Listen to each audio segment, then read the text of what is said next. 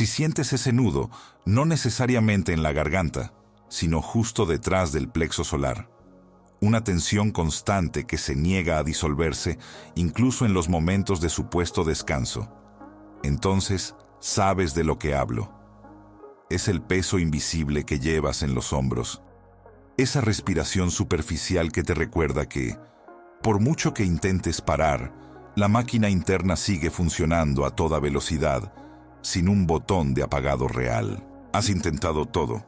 Meditar con disciplina, cambiar tu dieta, forzar un paseo tranquilo, obligarte a desconectar. Pero en lugar de quietud, lo que encuentras es una frustración amplificada. Te sientas a buscar la calma y por alguna razón cruel, lo único que consigues es más ruido, más autocrítica y más ansiedad por no lograr lo que se supone que es simple. Este es el gran engaño de la mente moderna, un laberinto diseñado por tu propio esfuerzo. Este es el paradoja de la calma. La búsqueda es precisamente lo que impide el encuentro. Quiero que entiendas algo crucial. La energía que utilizas para buscar la paz es, irónicamente, la misma energía que destruye la posibilidad de experimentarla. Estás tratando de detener una tormenta agarrando los rayos con las manos. Es un acto de violencia mental. Imagina tu mente como un vaso de agua turbia. Dentro de ese vaso están todas las partículas de sedimento, tus preocupaciones, tus ansiedades, tus pensamientos rumiantes sobre el pasado y el futuro. El agua está sucia y quieres que esté clara. Tu reacción instintiva, la reacción que te ha enseñado el mundo de la acción y la consecución, es agitar el vaso para sacar la suciedad o intentar filtrarla rápidamente. Pero al agitar, lo único que consigues es levantar el sedimento del fondo, garantizando que el agua se mantenga opaca y agitada. Nunca se aclara mientras la mano continúe moviendo el vaso. Los sabios, tanto los estoicos como los budistas, comprendieron esta dinámica hace miles de años. Entendieron que el verdadero enemigo no es el sedimento, sino la mano que agita. Y esa mano tiene un nombre, una función muy específica dentro de nuestra experiencia. Es el hacedor del yo, lo que los budistas llaman ahamkara. Ahamkara es la función del ego que se encarga de la identificación y de la acción. Es el constructor de la frase «yo necesito estar calmado», «yo debo resolver esto ahora», «yo estoy fracasando si no logro la paz». Este mecanismo es esencial para funcionar en el mundo externo, para planificar y ejecutar tareas, pero es totalmente destructivo cuando se aplica al mundo interno de la consciencia. Cuando aplicas ahamkara a tu búsqueda de la calma, estás creando un nuevo proyecto, una nueva meta, la meta de no tener ansiedad. Y tan pronto como creas una meta, el hacedor del yo comienza a juzgarte por tu progreso. Si la calma no llega en 5 minutos de meditación, ahamkara te susurra: no lo estás haciendo bien, eres incapaz, necesitas esforzarte más. Y con ese juicio, la mano vuelve a agitar el vaso, intentando forzar la sedimentación. El resultado es el nudo en tu plexo solar, la tensión de estar constantemente persiguiéndote a ti mismo. Este esfuerzo constante no es solo un mal hábito, es el combustible de asmita, la arrogancia o el egoísmo de la separación. Asmita se manifiesta como la creencia profunda de que eres una entidad fija, separada y por lo tanto responsable de controlar absolutamente todas tus experiencias internas. Si el mundo exterior es caótico, Asmita te exige que el mundo interior sea un santuario inmaculado. Si un pensamiento perturbador aparece, Asmita te dice que debes expulsarlo inmediatamente para mantener tu estatus de persona que tiene el control. Esta tiranía del control es agotadora. Te prometen que la paz es una adquisición, una posesión que puedes ganar si te esfuerzas lo suficiente, cuando en realidad la paz es una ausencia, la ausencia de lucha. Es lo que sucede naturalmente cuando dejas de agitar. Piensa en una situación cotidiana. Recibes un correo electrónico difícil en el trabajo. Inmediatamente, el sedimento se levanta. la preocupación, el miedo al fracaso, la indignación. El agua se vuelve turbia. En lugar de permitir que esa emoción sea un proceso transitorio, Ahamkara entra en acción. Yo no debería sentirme así. Yo necesito reaccionar inmediatamente. Yo tengo que arreglar esta sensación de incomodidad. Y empiezas a rumiar, a planificar respuestas agresivas o a culpar a otros, todo en un intento desesperado por controlar la incomodidad interna. Estás agitando el vaso con la esperanza de que el sedimento desaparezca por arte de magia. Solo logras que la mezcla sea más densa. Lo que estos dos conceptos, Ahamkara y Asmita, nos impiden ver es la verdad fundamental de Anatta, el no yo.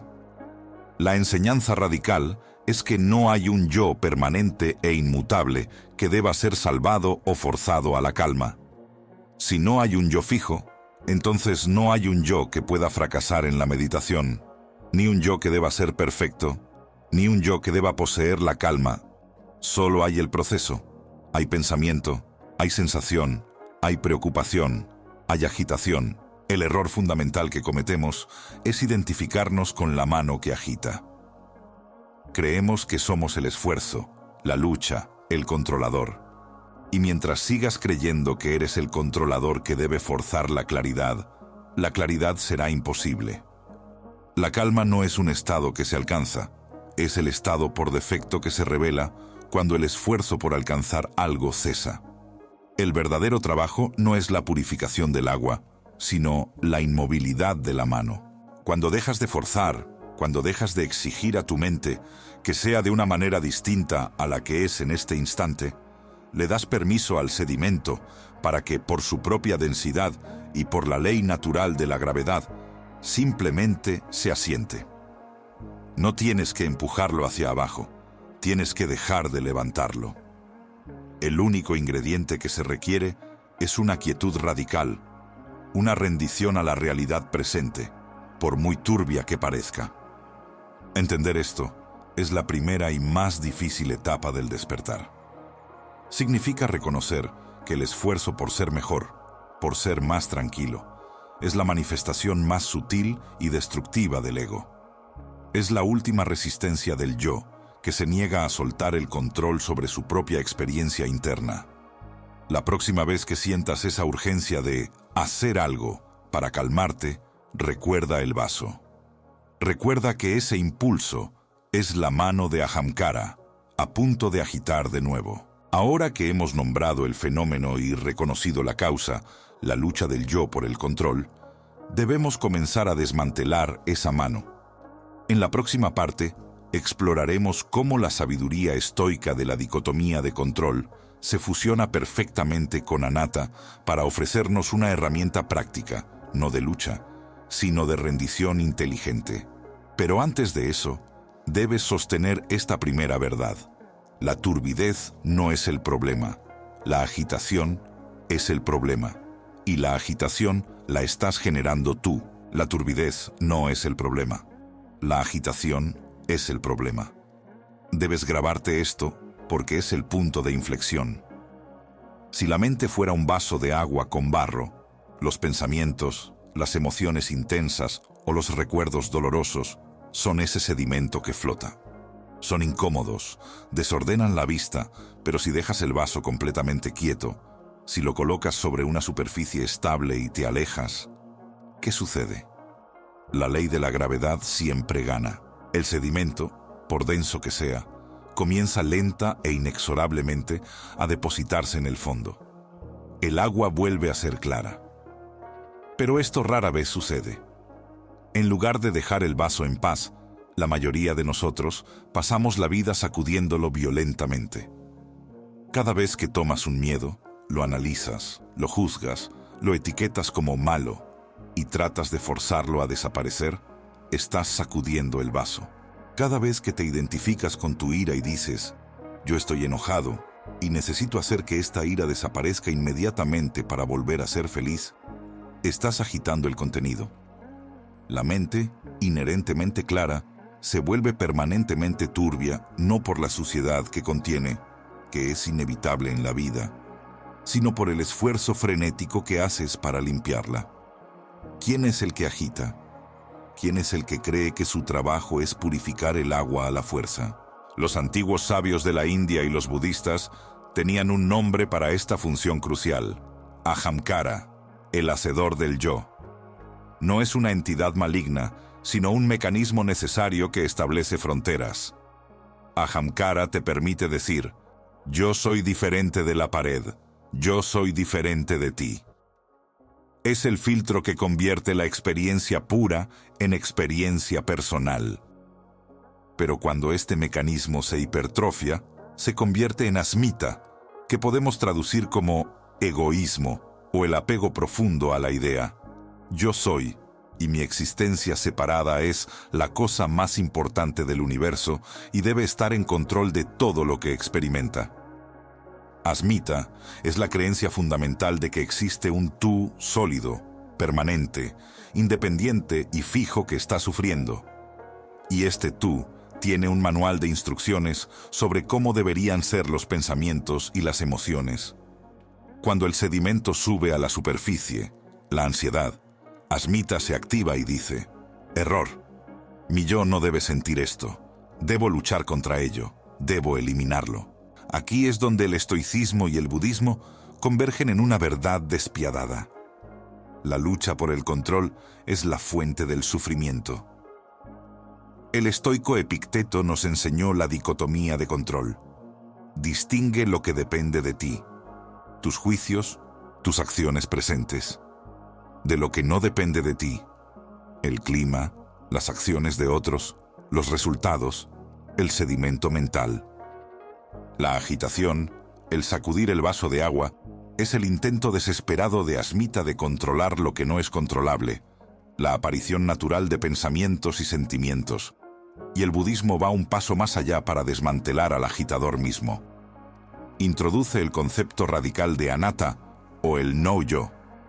Anatta no es una negación de que existes, sino una negación de la existencia de esa entidad fija, inmutable y separada que Asmita cree ser. Si observas tu propia experiencia en este momento, ¿dónde está ese tú sólido?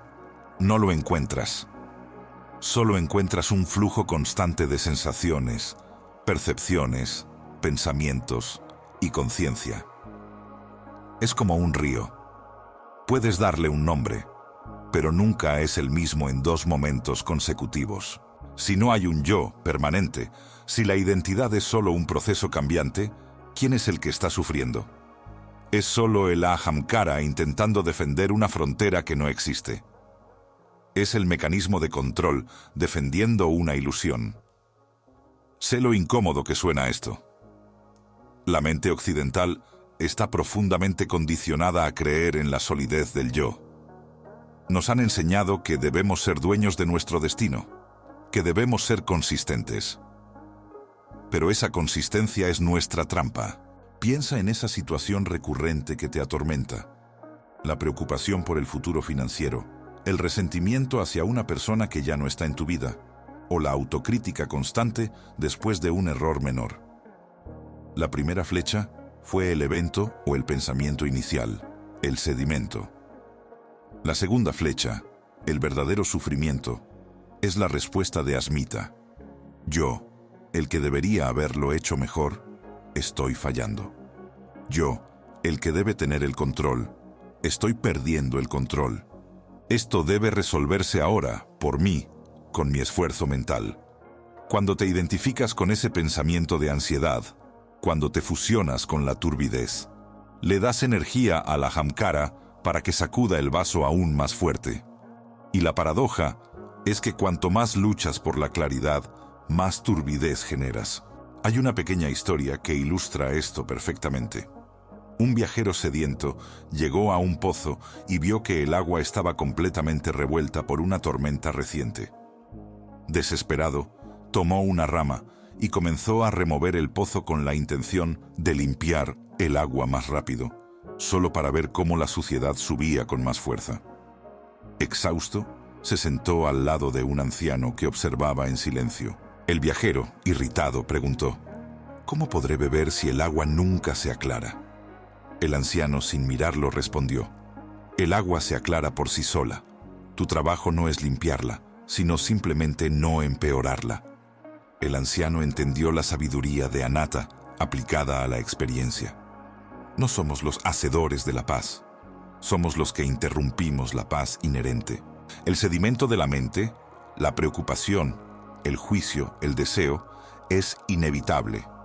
Lo que no es inevitable es la respuesta de Asmita. El momento de la transformación ocurre cuando dejas de considerar la turbidez como un problema personal que tú tienes que resolver. Si logras ver el pensamiento de ansiedad no como mi ansiedad, sino simplemente como ansiedad, o mejor aún, como un pensamiento que pasa sobre la ansiedad, el ahamkara pierde su combustible. El yo ya no está siendo atacado. Por lo tanto, no hay necesidad de agitar la situación. Dejas de ser el agitador y te conviertes en el observador de la sedimentación. Este es el ejercicio de la rendición inteligente que nos ofrecen estas filosofías. No es rendirse a la pasividad, sino rendirse a la verdad de que ciertos procesos internos están fuera del dominio de la voluntad egoica. Tu trabajo no es controlar el contenido de la mente, sino controlar tu reacción a ese contenido. Y la mejor reacción es la inacción consciente, la quietud. Cuando el miedo surge, la primera reacción de Asmita es agarrarlo y analizarlo hasta el agotamiento. Pero si aplicas la sabiduría del no yo, puedes introducir una pausa.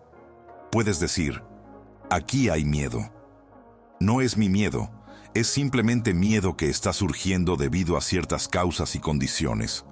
Y al igual que el sedimento en el agua, si no lo toco, se asentará por sí mismo. Esto requiere una disciplina brutal, porque va en contra de todo lo que la cultura moderna nos enseña sobre la autoafirmación y el control activo.